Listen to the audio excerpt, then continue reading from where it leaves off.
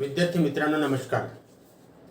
आपण पाहत आहोत भाग 3 कथा, साहित्य प्रकार आणि परिचय. आजचा हा 3रा व्हिडिओ आहे. याच्या आधी मी तुम्हाला 2 व्हिडिओ पाठवलेले आहेत. तर आज आपण 3ऱ्या व्हिडिओमध्ये कथेचे वैशिष्ट्य पाहणार आहोत. तर कथेच्या वैशिष्ट्यामध्ये पहिला वैशिष्ट्य कथा मनोरंजक असते. तर कथेचे विशेषता म्हणजेच वैशिष्ट्य हे आहे की ती कथा मनोरंजनपर असते. म्हणजे एखाद्याचं मनोरंजन झालं पाहिजे याच्यासाठी ती कथा सांगितली जाते. म्हणजे लोकांना समजा एखादी वेळ असेल, ती वेळ म्हणजे पास होत नसेल किंवा वेळ जाण्यासाठी एखाद्याला आग्रह करतात की मला कथा सांगा, तर ही त्या कथेच्या माध्यमातून त्याचं मनोरंजन होत असते किंवा त्याला बोध मिळतो. अनेक प्रकारचे वैशिष्ट्य सांगता येतील. तर बघूया कथेचे वैशिष्ट्य.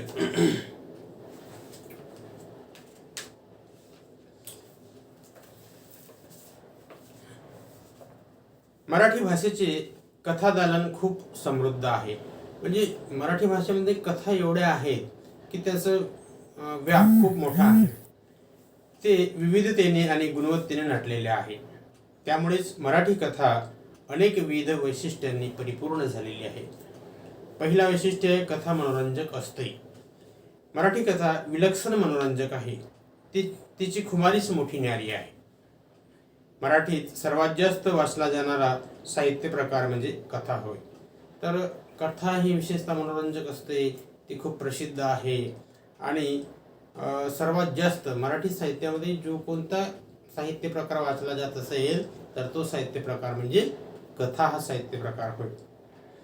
दिवाळी अंकामध्ये कथेला मानाचे पान दिले जाते. म्हणजे दिवाळीचा अंक जो बी कोणी काढत असेल, पेपरचा असो किंवा दिवाळी निमित्ताने एखादी पुस्तिका काढली जाते, त्याच्यामध्ये जास्तीत जास्त कथानकाला प्रथम स्थान दिले जाते. म्हणजे मानाचं पान दिले जाते. ते तिच्या मनोरंजकता या वैशिष्ट्यामुळेच आबालवृद्ध म्हणजे लहान मुलापासून तर म्हाताऱ्यापर्यंत कथा सांगण्याचा आणि ऐकण्याचा आनंद मनमुराद लुटतात. तो तिच्या या मनोरंजकतेमुळेच. कथा ही मनोरंजक आहे.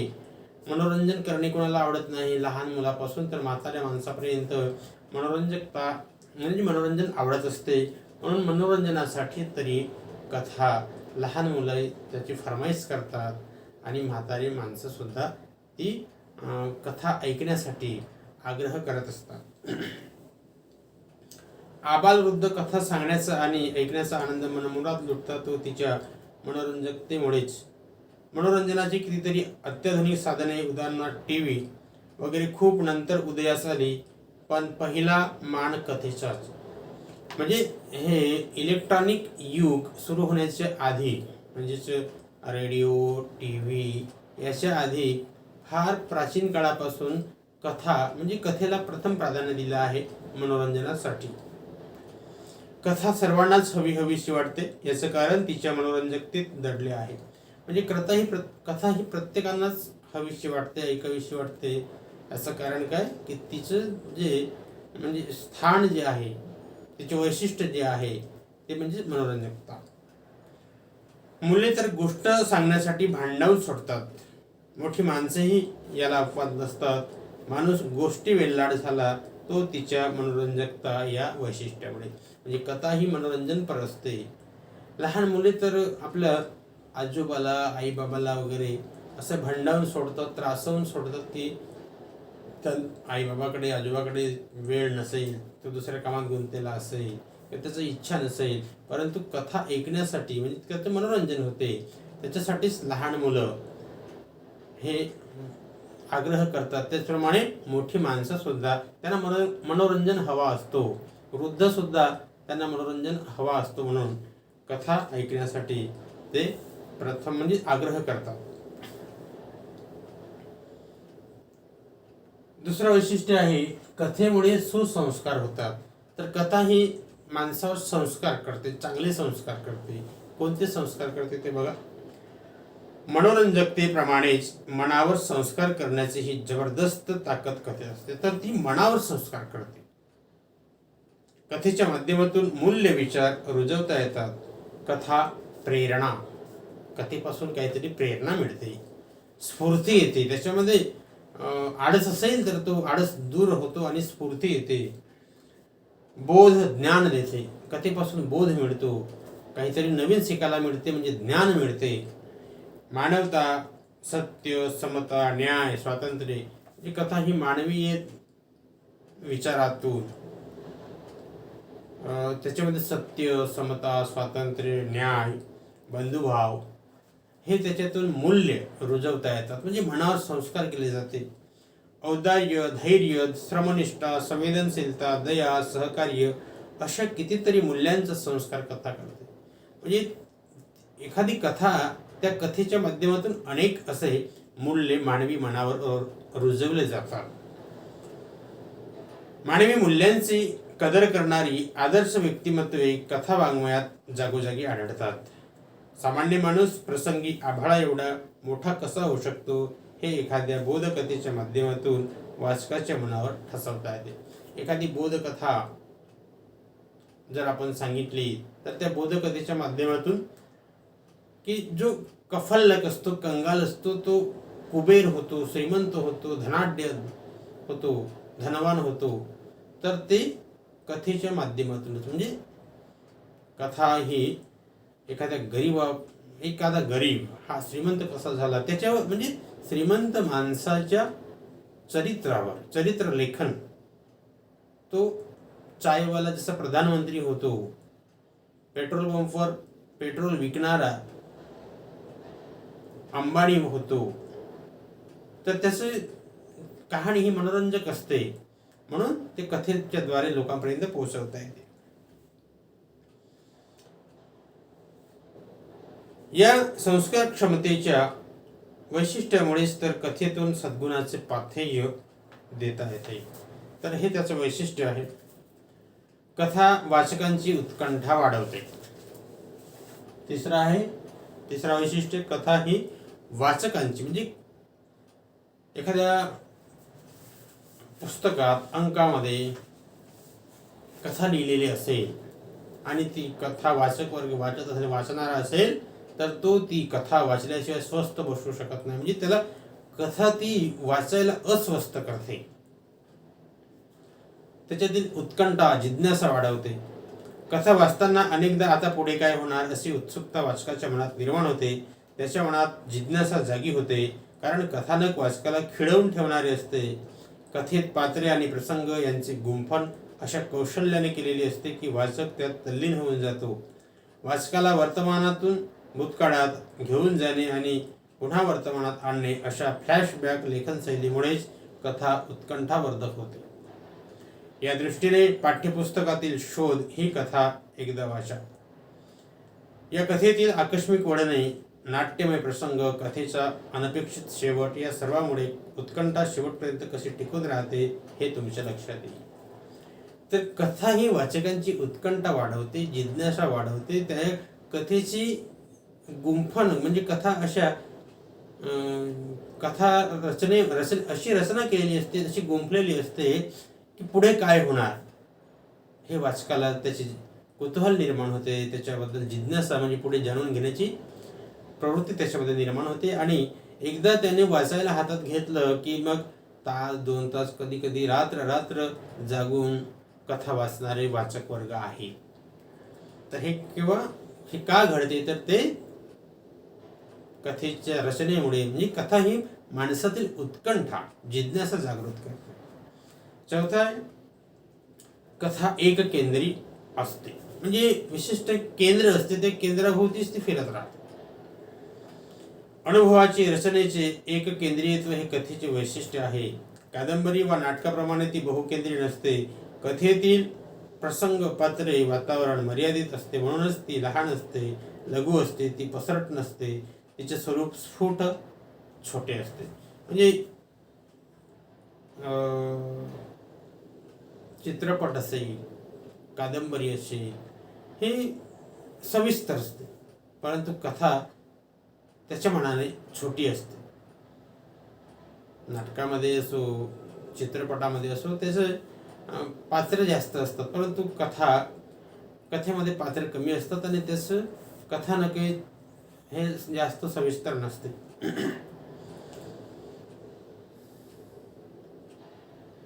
पाचवं वैशिष्ट्य आहे कथा भूतकाळात लिहिली जाते.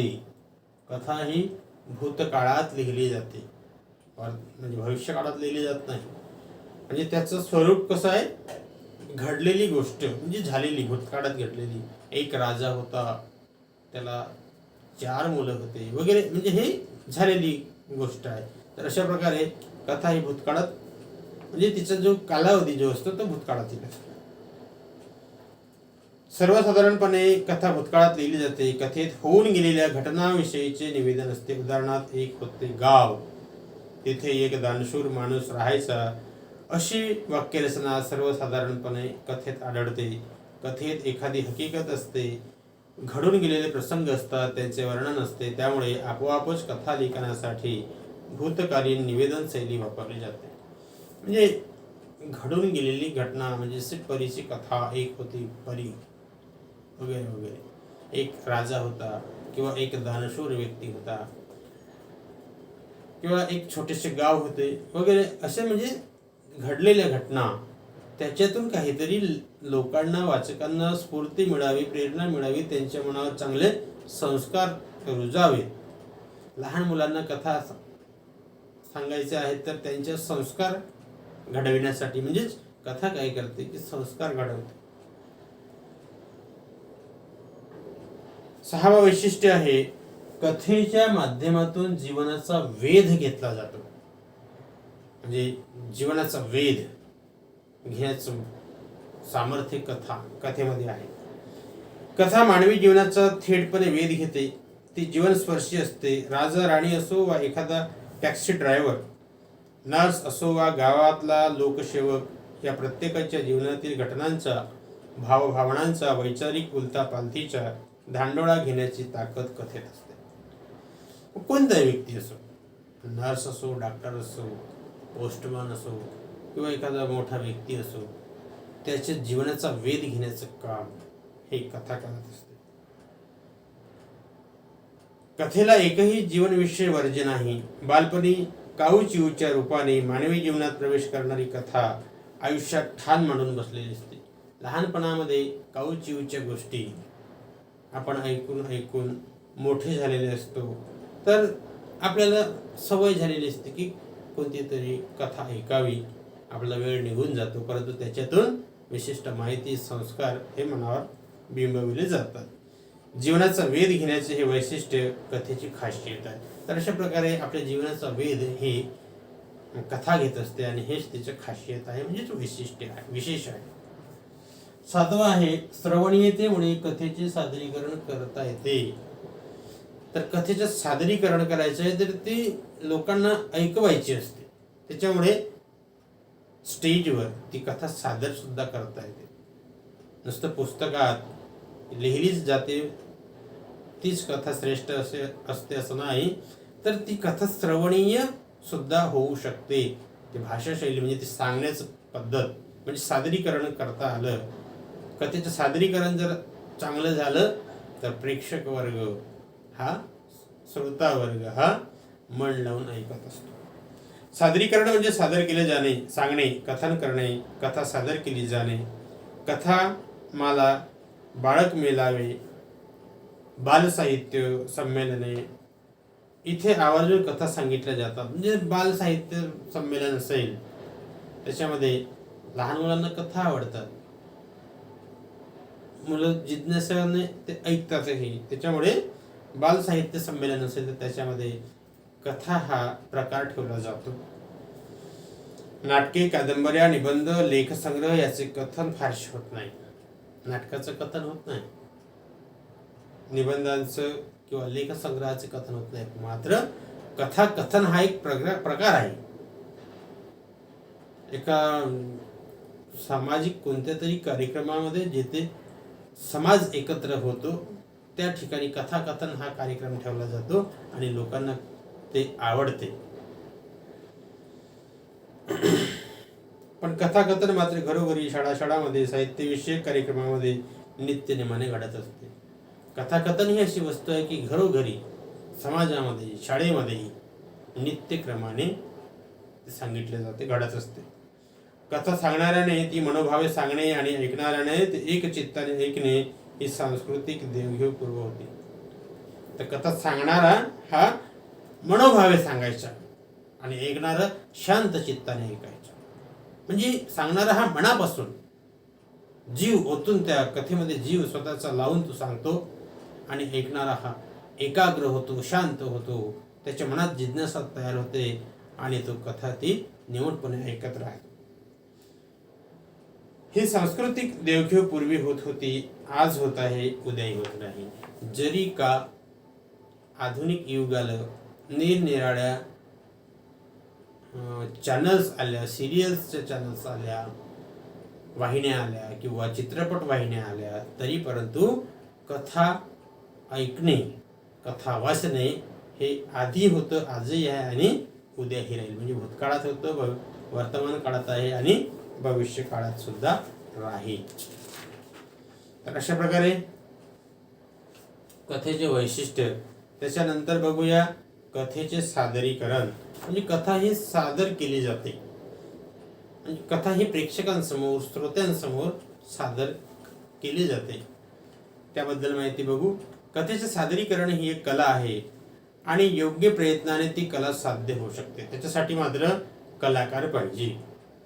विविध प्रकारच्या कथांचे मूक वाचन, प्रकट वाचन करण्याचा सराव, विविध कथा लेखकांची लेखिकांची लेखनशैली समजून घ्यायचा केलेला प्रयत्न, भाषेची जाण, शब्दोच्चार आणि सादरीकरण कौशल्य यामुळे कथाकथनाचे तंत्र अवगत होऊ शकते. अलीकडच्या काळात कथाकथन क्षेत्रात अनेक व्यावसायिक संधी उपलब्ध होत आहेत. कथा अभिवाचनाचे कार्यक्रम विविध निमित्ताने रंगमंचावरून सादर केले जातात. आकाशवाणी, दूरदर्शन या लोकप्रिय माध्यमातून सादर केले जाणारे कथाकथन अधिकाधिक लोकांना आकर्षित करत आहे. या पार्श्वभूमीवर कथा सादरीकरण हा पैलू लक्षणीय ठरतो. तर कथा ही समाजामध्ये कथाकथन याच्या माध्यमातून लोकांच्या पुढे आणलं जाते. एवढंच नाही तर आता नवीन तंत्रज्ञान, TV निघालं, रेडिओ आहे, याच्या माध्यमातून सुद्धा कथाकथन हा प्रोग्राम ठेवला जातो आणि प्रसार माध्यमाच्या सहाय्याने, वर्तमानपत्राच्या सहाय्याने, आकाशवाणीच्या सहाय्याने हे कथाकथन हा प्रोग्राम अनेक लोकांपर्यंत, करोडो लोकांपर्यंत पोहोचवला जातो. तर सादरीकरण ही एक कला आहे. अभिवाचनामुळे कथा श्रोत्यांपर्यंत योग्य प्रकारे पोहोचण्यास मदत होते. कथा लिहिलेली आहे पण त्याचं अभिवाचन करता आलं पाहिजे. त्याच्यामुळेच ती कथा एका पुस्तकात लिहिलेली असते, परंतु ते अनेक श्रोत्यांपर्यंत पोहोचवण्याचं काम तो वाचक करतो आणि तो अनेक लोकांपर्यंत, प्रेक्षकांपर्यंत, श्रोत्यांपर्यंत पोहोचतो. कथेचे अभिवाचन एकाच वेळी जर अनेकांकडून केले गेले तर आवाजाचा एकसुरीपणा टळतो. संवादातील चढउतार, चटपटीतपणा, शब्दफेक यातील विविधतेचा आनंद श्रोत्यांना मिळतो. म्हणजे जो सादरीकरणामध्ये कथा सांगण्याची पद्धत म्हणजेच चढउतार, चटपटीतपणा, शब्दफेक, कथा सांगताना शब्दाची फेक करता आली पाहिजे. कुठं थांबायचं आहे, कुठं आवाज वाढवायचा आहे, कुठं आवाज कमी ठेवायचा आहे, हे तंत्र ज्याला जमते त्याचं सादरीकरण चांगलं होते.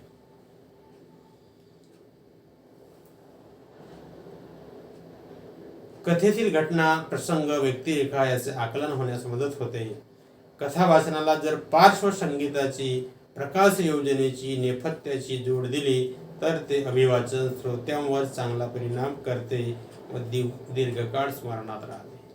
म्हणजे श्रोत्यांच्या, प्रेक्षकांच्या मनात दीर्घकाळ कथा राहण्यासाठी त्याच्यात काही म्हणजे जे रंगमंच आहे, तर रंगमंचावरील व्यवस्था, पार्श्वसंगीत, प्रकाश योजना आणि नेपथ्य याची जर त्याला जोड मिळाली तर कथा ही प्रेक्षकांच्या लक्षात अनेक दिवसपर्यंत राहू शकते. त्याच्यानंतर कथाकथन करणाऱ्या व्यक्तीला भाषेच्या ज्ञानाबरोबरच वाचिक अभिनयाचीही थोडी जोड द्यावी लागते. म्हणजे भाषेचं ज्ञान तर त्याला पाहिजे, पण वाचिक अभिनय, वाचण्याची कला सुद्धा त्याच्यात पाहिजे. त्यामुळे कथाकथन उठावदार होते. कथा लिहिलेली आहे, परंतु वाचणारा कसं वाचतो, त्याच्यामध्ये वाचण्याची कला आहे का, वाचताना आवाजातील चढ उतार, भावना, प्रासंगिक करुण रस त्याच्यामध्ये सुद्धा त्याला त्याच्यात भरता आला पाहिजे.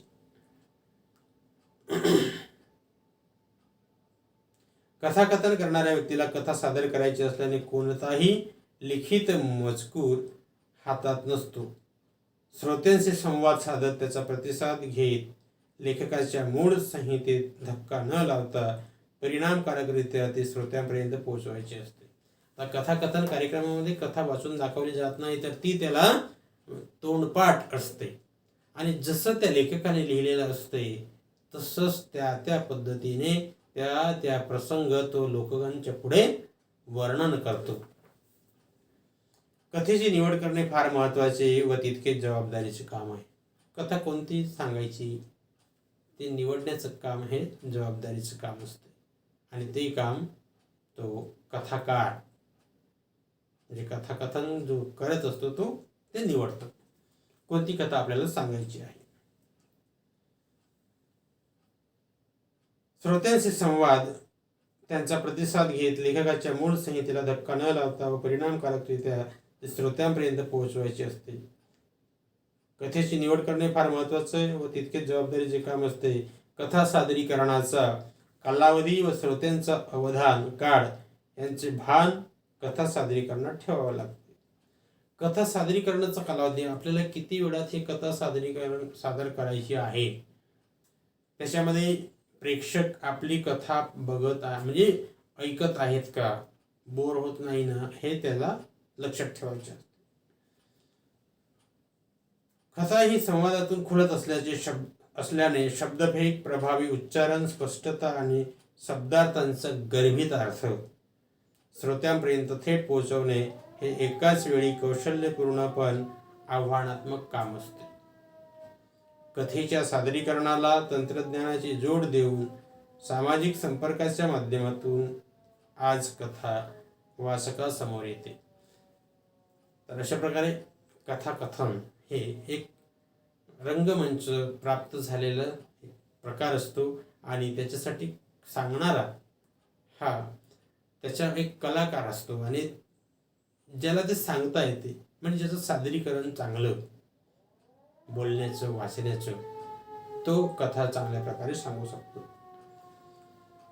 तर आपण या प्रकरणाचा समारोप करूया. मौखिक परंपरेपासून सुरू झालेला कथेचा प्रवाह आजही सक्षमपणे खळाळता राहिला आहे. आजही मनोरंजन आणि नित्य नूतन अनुभव देण्याची कथेची क्षमता टिकून आहे. कालानुरूप कथेचे विषय, आशय आणि अभिव्यक्ती बदलत गेली, परंतु समाजाशी व संस्कृतीशी बांधील राहिल्याने लोकप्रिय राहिली. जसा जसा काळ बदलत गेला तसा तसा तिचं स्वरूप बदलत गेलं, परंतु अजूनही काळाच्या पडद्याआड ती झालेली नाहीये, लोकांना ती आवडतच आहे. वाचकांना कथा वाचनाचा आनंद साप्ताहिके, मासिके व दिवाळी अंकातून ते सामाजिक संपर्क माध्यमे या सर्व माध्यमातून मिळतो. तर वाचक वर्ग जो आहे तो विविध माध्यमातून ते कथाचा आनंद घेतो, कथेपासून बोध घेतो. म्हणजे कथा वाचण्याचे त्याला जे हौस असते, मग ती साप्ताहिकेच्या माध्यमातून असो, मासिकांच्या माध्यमातून असो, वृत्तपत्राच्या किंवा नवीन आता वाहिन्या, टी व्ही चॅनल्सच्या माध्यमातून, आकाशवाणीच्या माध्यमातून, तो सामाजिक संपर्काच्या माध्यमातून आता त्याला कथा ऐकता येते, वाचता येते. भाषा सौंदर्य, आशय सौंदर्य, अभिव्यक्ती विशेषण, सादरीकरण, मनोरंजन आणि बोध या विशेषामुळे कथा आजही लोकप्रिय आहे. तर अनेक त्याचं वैशिष्ट्य आहे, सौंदर्य, भाषा सौंदर्य, आशय सौंदर्य, अभिव्यक्ती स्वातंत्र्य आणि सादरीकरण. त्याचप्रमाणे मनोरंजन आणि बोध हे त्याचं वैशिष्ट्य आहेत आणि या वैशिष्ट्यामुळे कथा आजही लोकप्रिय झालेली आहे. तर काही प्रमुख कथाकार आहेत आणि त्यांचे कथासंग्रह पुस्तकात दिलेले आहेत. पान नंबर 67 वर. पहिला आहे नासी फडके, ऊन आणि सावल्या, हे त्यांचं कथा. दुसरं आहे वीस खांडेकर, फुले आणि दगड. नंबर 3 ये गो जोशी, शेवग्याचे शेंगा. चौथा कुसुमावती देशपांडे यांची दीपकडी ही कथा. विभावरी शिरूरकर यांचे कड्यांचे निश्वास. भावे यांचे 17वे वर्ष. 7 मालतीताई दांडेकर यांचे 20व्याचे क्षण ही कथा. वामन चोरघोडे यांचे प्रस्थान. श्रीज जोशी यांची मामांचा वाडा. अरविंद गोखले मंजुळा. अण्णाभाऊ साठे यांचे कृष्णा काठच्या कथा, यांचे जे कथासंग्रह आहे, म्हणजे हे लेखक म्हणजे कथाकार आणि त्यांचे कथासंग्रहाचे नावं मी सांगत आहोत.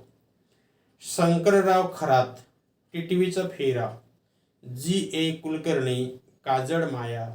गंगाधर गाडगीळ, तलावातले चांदणे. शंकर पाटील, वळीव.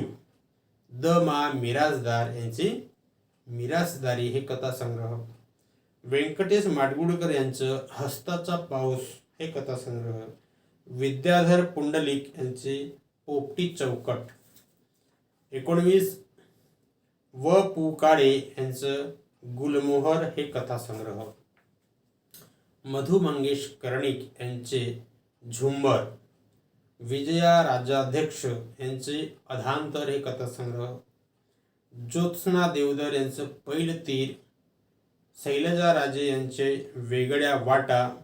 वामन होवाड यांचं वाटा आडवाटा. जयंत नारळीकर यांचं एकशाची देणगी. आशा बगे यांचं मारवा. र बोराडे यांचे नातीगोती हे कथासंग्रह. गौरी देशपांडे आहे हे असं आहे. योगीराज वाघमारे यांचं बेगड. भास्कर चंदनशिव यांचं अंगार माती. उर्मिला पवार यांची चौथी भिंत. भारत सासने यांचं बंद दरवाजा.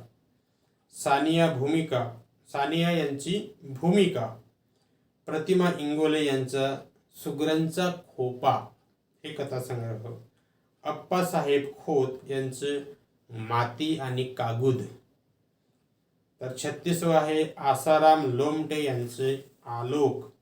तर हे काही प्रमुख मराठीमध्ये अनेक कथाकार झालेले आहेत, परंतु ज्यांचे कथासंग्रह गाजलेले आहेत, प्रसिद्ध पावलेले आहेत, असे 36 कथाकार म्हणजेच लेखक आणि त्यांचे कथासंग्रह मी तुम्हाला वाचून दाखवलेले आहे. तर ते लक्षात ठेवावे. याच्यानंतर या कथा साहित्य प्रकार आणि परिचय या पाठाचा हा पाठ इथेच समाप्त होतो.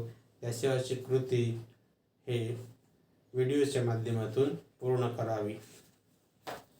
तर हा पाठ इथेच संपलेला आहे. नंतर भेटूया आपण जी कथा या साहित्य प्रकारातील जी पहिली कथा आहे त्या कथेमध्ये. तोपर्यंत नमस्कार.